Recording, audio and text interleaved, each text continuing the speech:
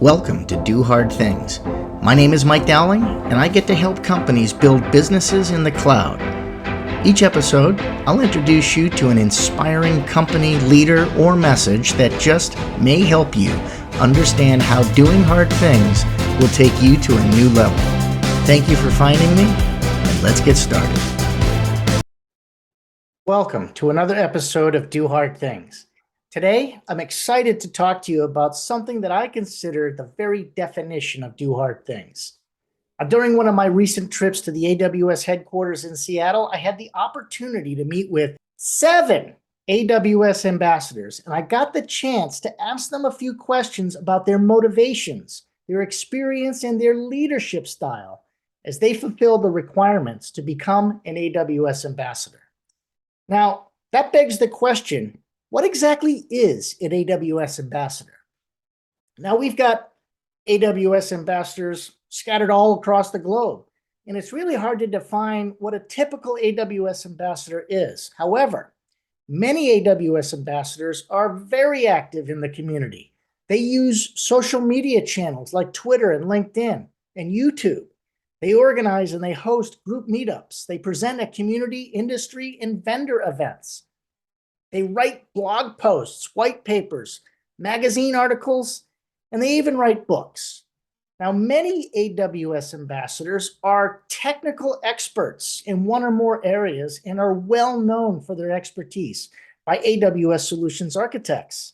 And although we require 2 technical certifications, many possess all regular certifications and some possess all of them.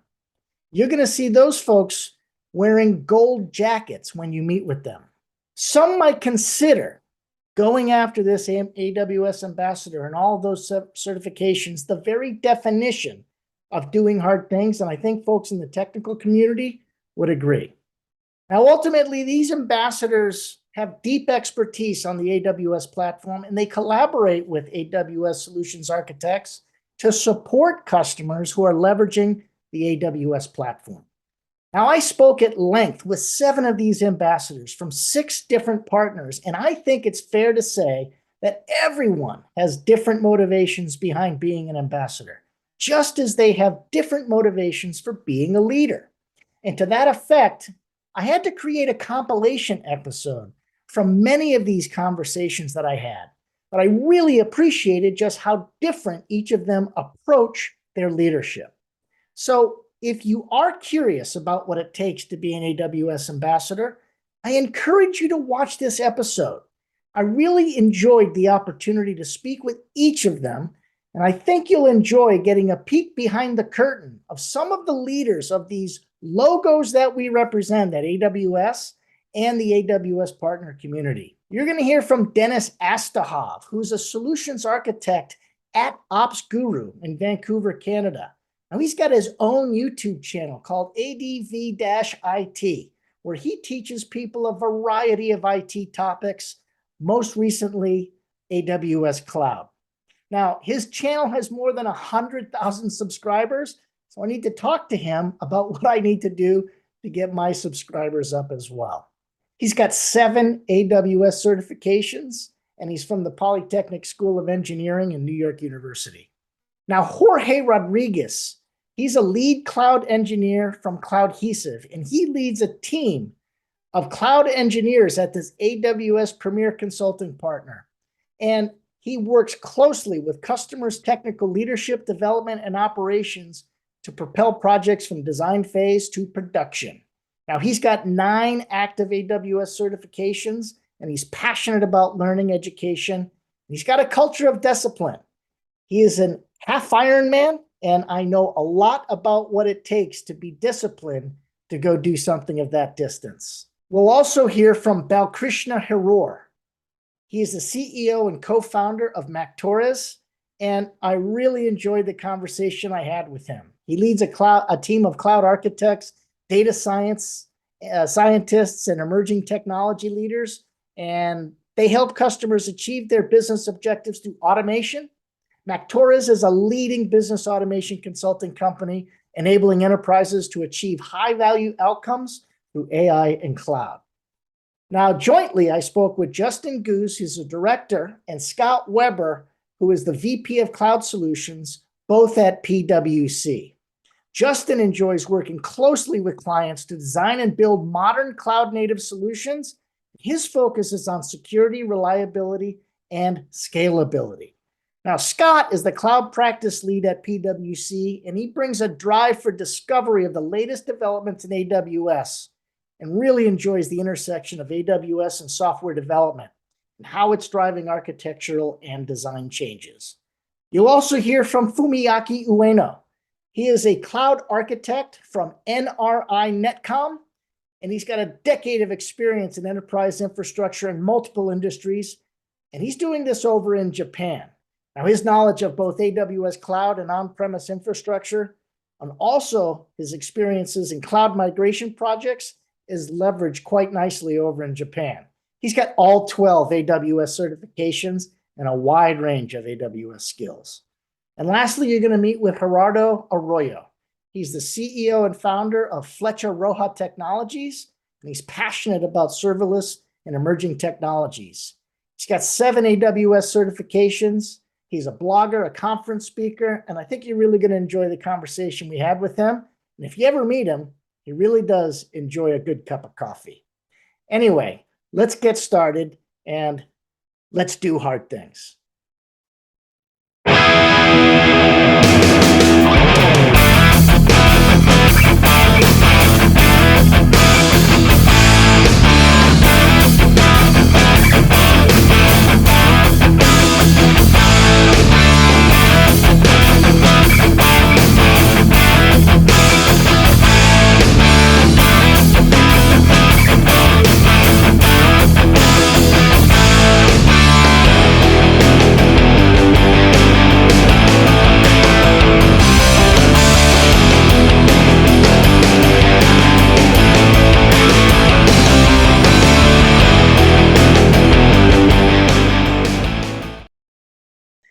Getting an opportunity to have a conversation about what it is that the people behind these organizations are doing to elevate themselves and to do some hard things like creating a cloud practice or putting together solutions that people can leverage and help their companies be more efficient, I think is a worthwhile discussion.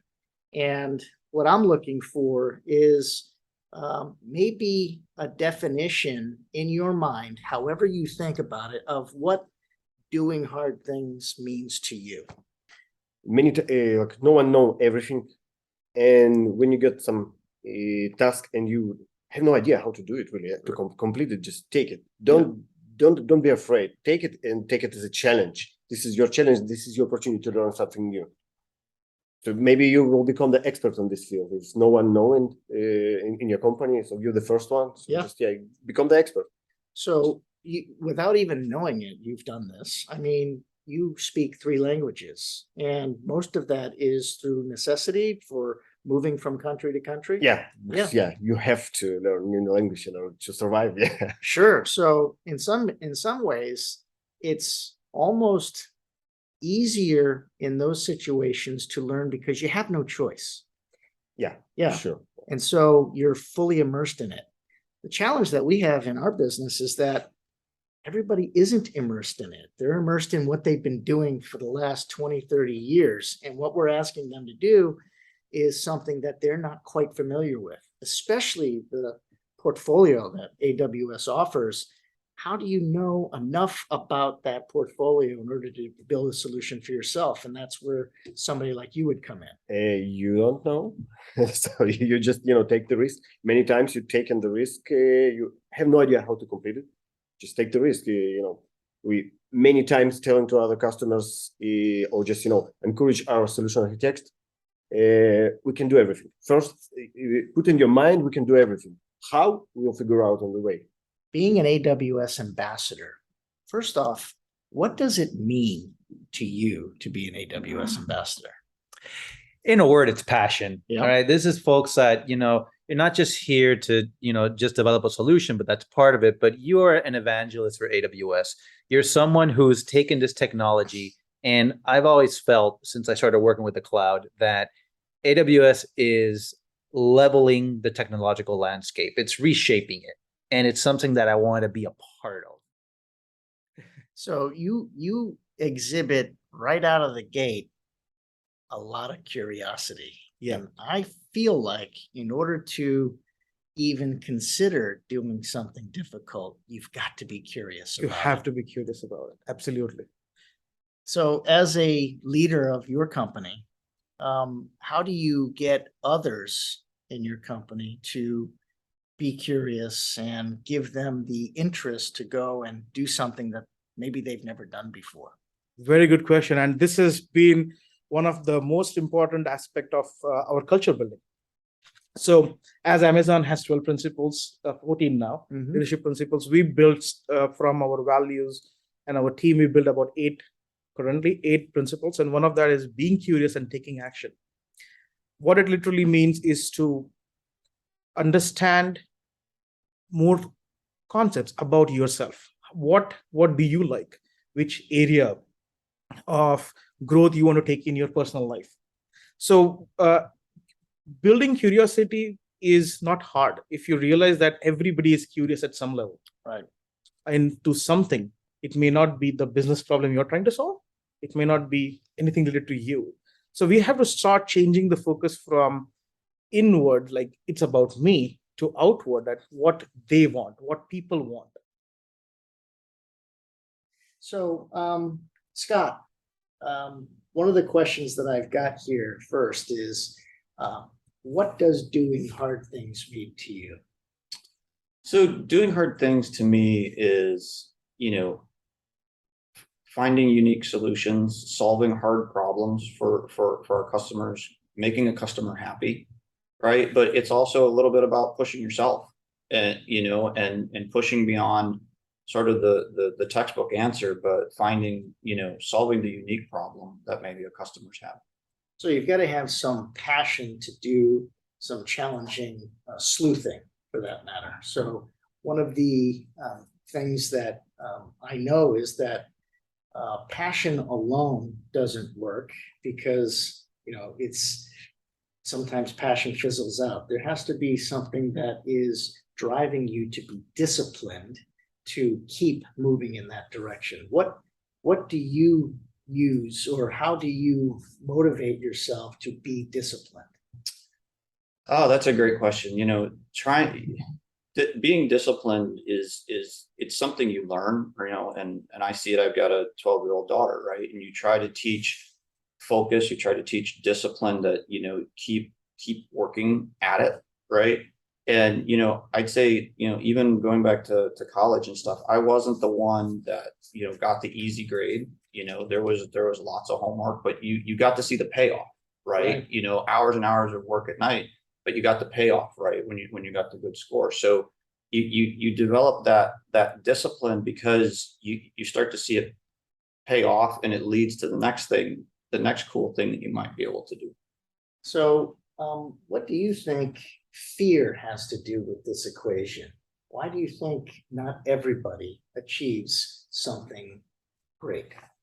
Well, I think a big part of it is really like stepping out of your comfort zone, right? A lot of times people don't want to do that. You kind of want to do the thing that all the time, right? And when I'm working with our team members, they're maybe doing something for the first time, right? Or they've never done it before. Maybe it's, speaking in front of a customer and delivering a solution, right? Those are those opportunities, I think, where you really grow, right? You step out of your comfort zone, you learn something new, you maybe learn something about yourself that you never learned before. And I always say, kind of think forward to, once that presentation is done, or, that conversation is finished, not only do you learn something, but it feels great. I'm really interested in learning a little bit about what you went through and why you decided to become an AWS ambassador, because I know that requires quite a bit of education and training, and not a lot of people do that. There aren't a lot of AWS ambassadors. What motivated you to do this? Well, that's a good question. Everything begins with the Community Builder program. I was a member of the Community Builder. I am still a member. And then I know about the Ambassador program. So I see the requirements. And especially in Latin America, there are just a few, a handful.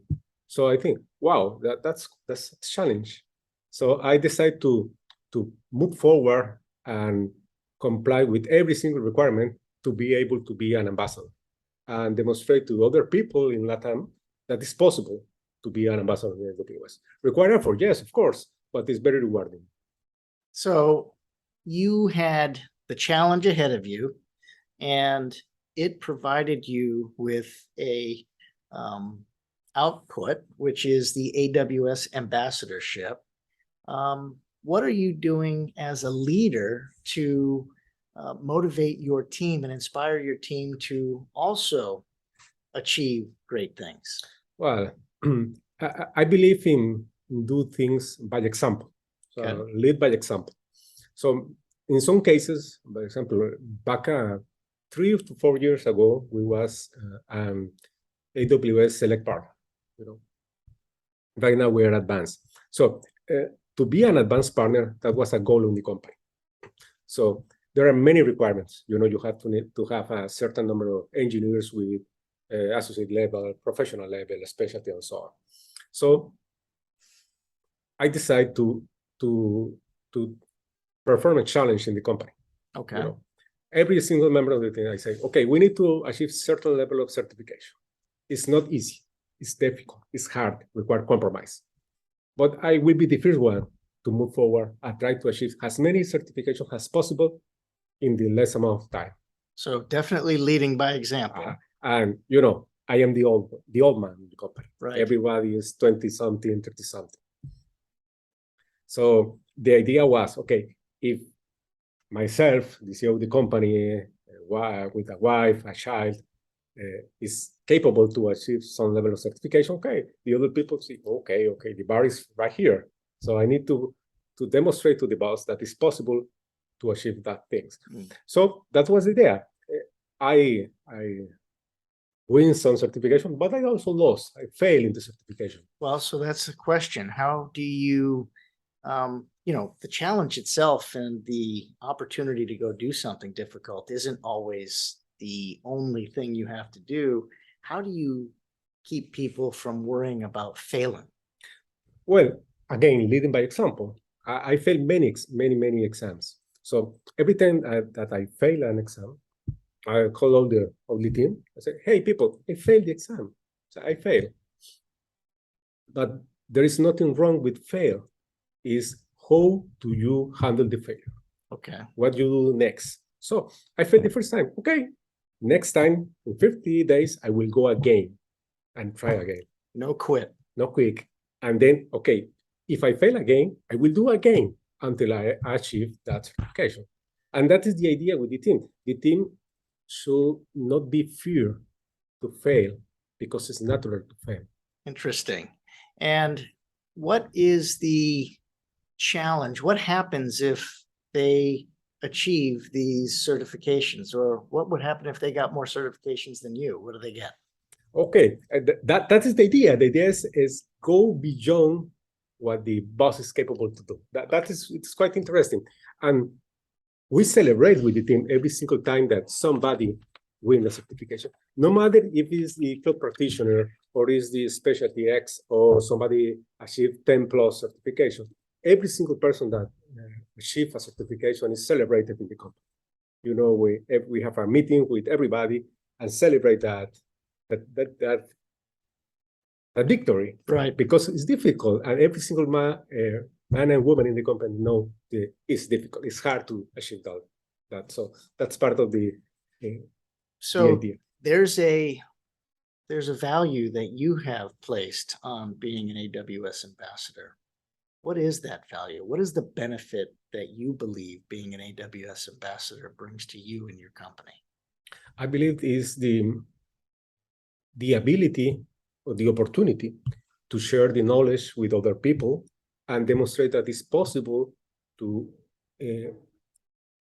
fulfill your goals, in this case, in the cloud industry, and motivate other people to also try to go beyond the limits. Right. Go beyond the limits. Think bigger than Exactly. that. So you believe that confidence actually is the result of the knowledge that you've attained and the utilization of that knowledge. You feel competent, which will translate into confidence for your team. Exactly. And the clients, by example, feel that confidence with a member of the teams that already fulfill that path. Talk with a client, the client feel that confidence. They sense that that person knows about what he is talking about. Right. So that's very, very valuable for the clients. Hi everyone, I'm Fumiaki, based in Tokyo, Japan, and I'm so excited to be here in Seattle. So the benefit of being ambassador is connecting with other ambassadors. So if you become an ambassador, you can communicate with other ambassadors. That's really it's inspiring me to getting they have a deep knowledge of AWS, so they can share their knowledge to me, and I can share my knowledge of Japan. So that's really interesting. So it is a big benefit for me. And the act of inspiration, Yeah, right. what inspired you to become an AWS ambassador? You mean? Let Who- me stop. Yeah. Who inspired you? To become ambassador, right? Yeah. なんでなったかと。His boss? To become an ambassador. Your boss. Yeah.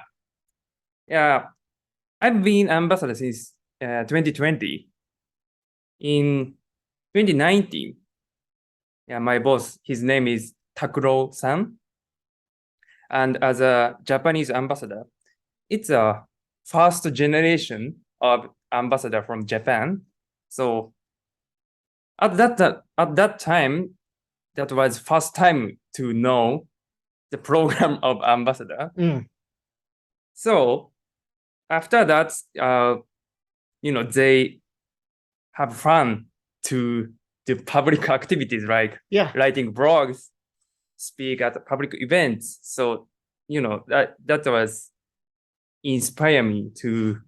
So your boss inspired you to do, so your leader inspired you to do something like that. Yeah. And even though it was difficult, you still wanted to go do it.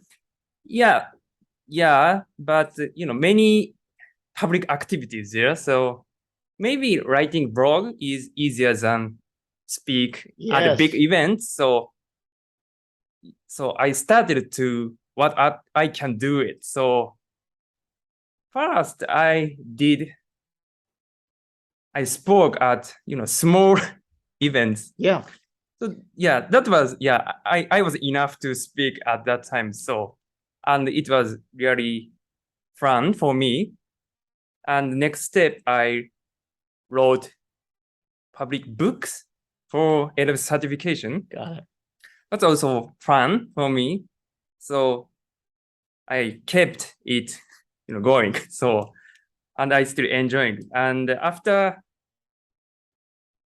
1 year in 2020, I applied to ambassador program, and AWS selected me as an ambassador. So I'm ambassador.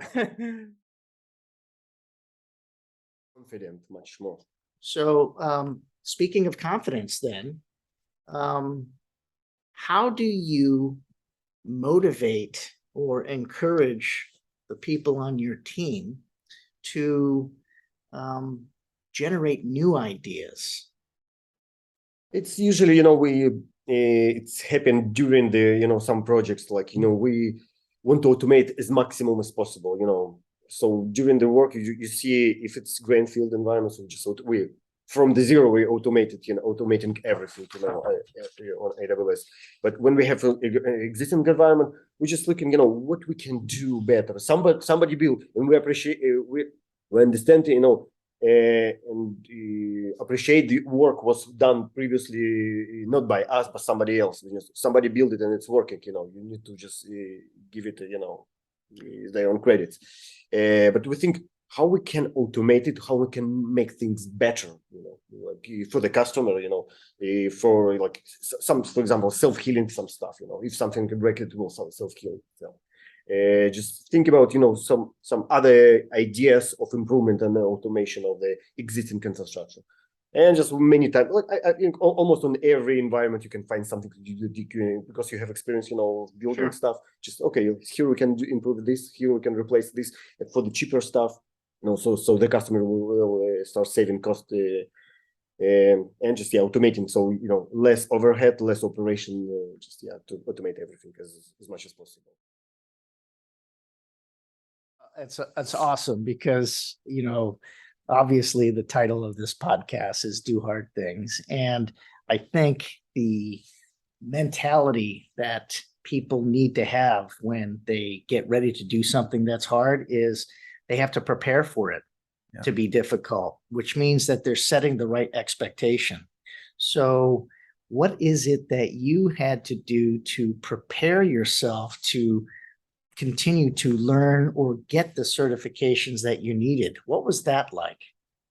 So you have to put pressure on yourself. You cannot talk generally like, well, one day I'm going to get my Solution Architect Pro. One day that doesn't work. We've even had some internal challenges at the company where it's like, hey, we need X amount of certifications by this date, and our leaders would say, can I count on you to deliver this in a month or two and get this cert? It seemed insurmountable, but to me, that's what turns me on about it. It's like, it is the throwing down of the gauntlet that is really, really cool, and it charges people up. So you get your goal and then you work backwards from it. You're like, all right, what do I have? A month to do this? Okay, I need to be prepared by this time. So set your goals, your milestones. It's like training. Yeah. So you bring up training. I understand that you've done a little bit of Ironman in your past. I have. Proud moment of my athletic extracurriculars. Okay. Absolutely. So speaking of Do Hard Things and the preparation that's required, there is a goal to achieve. Mm-hmm. You've got a certain mileage and 3 disciplines to manage. Yeah. Right. Swim, bike, and run. Mm-hmm. And you also have a full-time job. Yeah. And you are also learning on the side so that you can get additional skills to become somebody like an ambassador. Yeah, for absolutely. AWS. Talk to me about the preparation, the thinking and the methodology that you took that is similar to the preparation that you have to take in the cloud world. Mm-hmm. That you utilized as an Ironman athlete.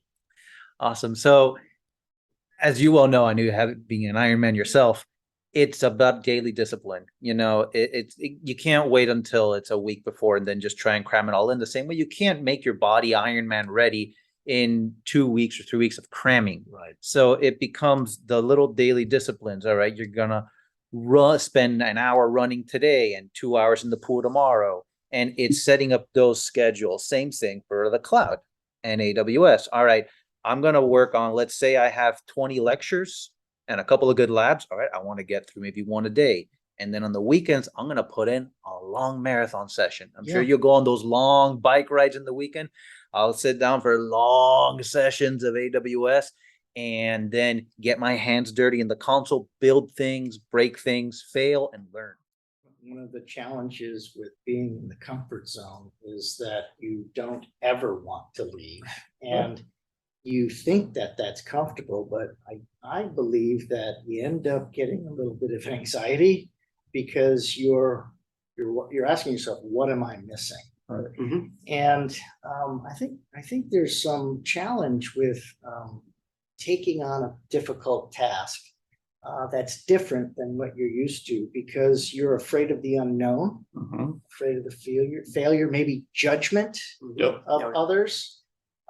What do you think that you as a leader, and both of you as leaders in your organization, what do you do to allow others to try new things and maybe not worry about so much on the failure side. Yeah. I mean, it's really important for us to, for myself to find that next generation and develop them. And there has to sort of be that blame-free or freedom to fail in the culture, because we've all been there, right? And so it's enabling a person, leading them through, making, coaching them to that point, and then letting them go do it. I mean, for myself, I was always a very deep technical person, but the last probably 5-6 years of my career, I've had to transition to go talk to the CIO, right? It's that can be intimidating the first couple of times, right? But we have to help that next generation understand that it's okay to have a little bit of fear, but it can't paralyze you either. And you know what? You're gonna screw up once or twice. You're gonna say something wrong. But it's not the end of the world, right? You learn. Sometimes you learn the most from your failures. I like that thinking. If you allow people to experience new things and know that part of the journey requires some failure, as long as you don't quit, you really haven't failed. Right. So I think that's interesting. Now, not every company has that culture. What is it about what you guys are doing that enables that culture? What do you think? You take this one, Justin. Sure. Well, I think kind of going back to what we were just talking about, or maybe the example I was using, maybe, delivering something to a customer for the first time and somebody who hasn't done that before. First of all, I think one thing that helps to enable people to get outside their comfort zone is kind of giving them the safety net, right? And I think, especially in our organization, we know that we have the people around us to be our safety net, right? We got teams of people to support us in those difficult times, and sort of giving the encouragement, like, you can do this, right? You can go ahead and get out there and deliver, and it'll go great. And if it doesn't go great, I'm there to back you up, right? And if it's not me, there's somebody else on the team that can back you up. So having that type of culture, I think, and knowing that there's somebody to support you, it just goes such a long way. Yeah, I'd see that a lot too, where, on a recent engagement, I had somebody that I worked with for 7 years, and it was a step up for him, take much more of a lead architect role on a project. And I was like, look, I'm there, but I'm not going to do the talking. I'll jump in when you need me to, right? And I'll make sure that you don't get too far out the boundaries. But he's learning so much from that engagement, and he's seeing that he can actually do it. Early on, he's like, I never done a project this big. He's like, I've had the same thing, but you don't get there if you don't try. Yeah. So I'm going to ask a question that I don't know if you're going to answer the way that I want you to answer. So I'm just looking for the answer. What do you think the most difficult thing is when you're starting something new? What is the most difficult decision to make? I think personally for me, sometimes it's where to start. Okay. I think you answered the question. I was looking for just doing it, just starting. Yeah. And there's, we're here because we're AWS ambassadors. I mean, AWS is massive, and people ask us all the time, because we are natural coaches in our organization, and they're like, there's 200 some odd services, right? They're like, where do we start? It's like, just pick a place, right? Pick something that's familiar with you. If you came from networking, go start to understand the networking concept. If you came from computing, start with EC2, because it's the basis of everything. But there's no wrong place to start on something. Without discipline. So you're working backwards from the outcome that you want to achieve, and you have to set the steps that you need to take in order to achieve that, and those require discipline to execute. Yeah.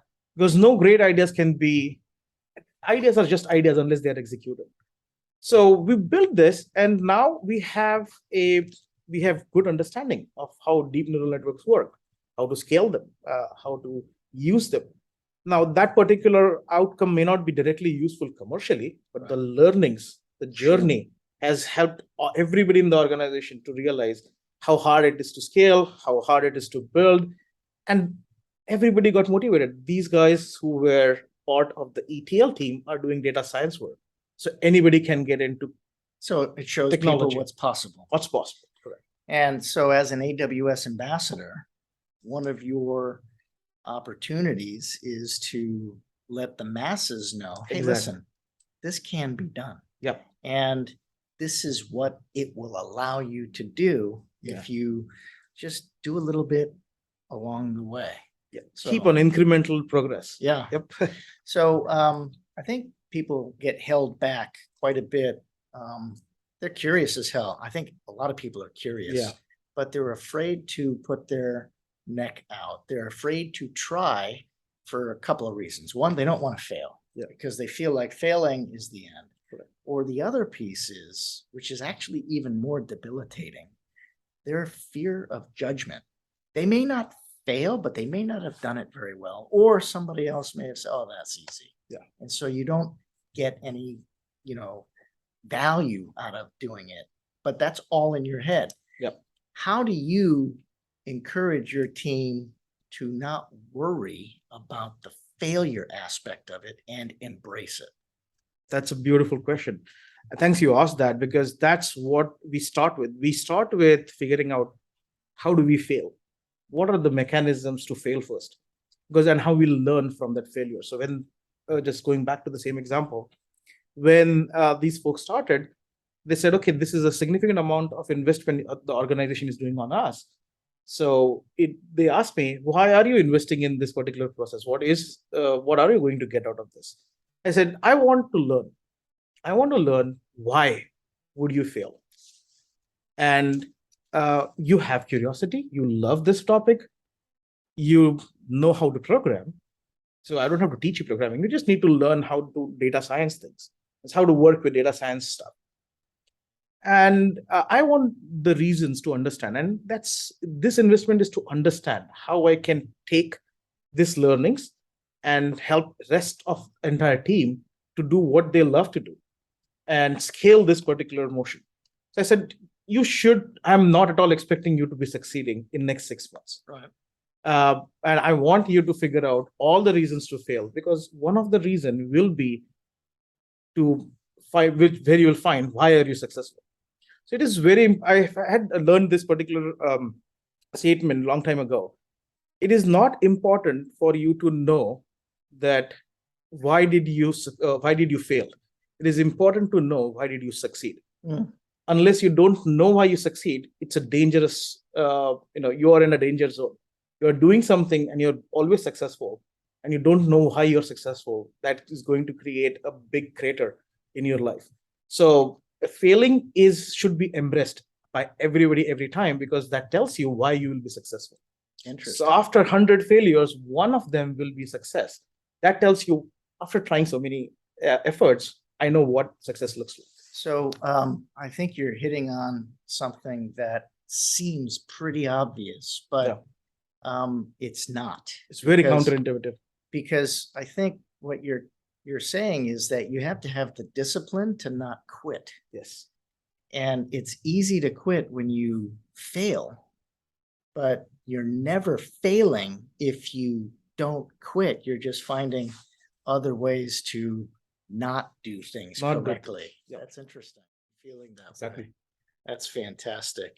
I have a question for you with regard to the experience you have. What trends do you see in cloud adoption in the future? Okay, in the case of Central America, that is my main market, I see that there is a lot of opportunities to move clients on-premises to the cloud. Because many clients are still on premises and they know that the cloud is the future, but there is a lot of resistance to move to the cloud. So it's part of the work of all the partners and the ambassadors to address that fears and that resistance in the journey to the cloud. And how do you address this fear? And is it an irrational fear or a rational fear? No, I believe that it's an irrational fear. Irrational. Yes. Why? Because many people in the clients, either in the private or public sector, they fear most of them fear to lose the job. Mm. Why? That people have been working with physical hardware, server in premises. They know the hardware, and they believe irrationally that if that servers are moved to the cloud, they will lose the job. Right. And it's not true. They just need to learn new skills that will liberate that new skill will give them more time to do more interesting things for the company. What's incredible is you're hitting on the reason you have to do hard things, because in order to continue to evolve and to grow and be able to adapt as things change, you've got to go do something you don't really want to do. A lot of people want to be comfortable, but I think our brain is wired in a way that allows you to do the least amount. You have to conserve energy. Don't do the thing that scares you. And being a leader, one of the charters that you have is to convince people to go to the fear and prepare as if it's the most difficult thing in the world, so that when you do it, you realize it's not as hard as you actually prepared for. Exactly. And you definitely need the discipline to enjoy that journey. That's great. So there's a question that I like to ask everybody before I end these conversations. And the question I'll ask you now is, everybody's got something that they've wanted to do, and they just haven't had the time, or they haven't had the feeling that they're ready to do it yet. I'd like to know what it is that you've wanted to do and when you are going to do it. Okay, I want to learn to fly a plane. Okay. That is one of my goals. When? Maybe. At this moment, I don't have the time. But according to my plan, in 3 years, I will be able to achieve that goal. So you've been thinking about this for a while. Oh, yeah. You need to have a plan. So I like that. We have an outcome in mind sometimes. And in order to achieve that outcome, we've got to work backwards and plan. Exactly. But the plan is worthless unless you execute. Yeah, and that's where the hard part is. It's the hard part. Indeed. So the benefit will be you'll be able to do something you've wanted to do. So you've got that discipline to do it. Oh, that's fantastic. Well, I appreciate you taking the time to give me a little bit of insight. It's a pleasure. It's wonderful to see the faces behind the logos that Oh, we yes. work with. And I really look forward to having another conversation with you sometime. And I definitely want to see about you getting that pilot's license. Okay. Gerardo, thank you so much. I It's an appreciate honor. it. All right, we're done.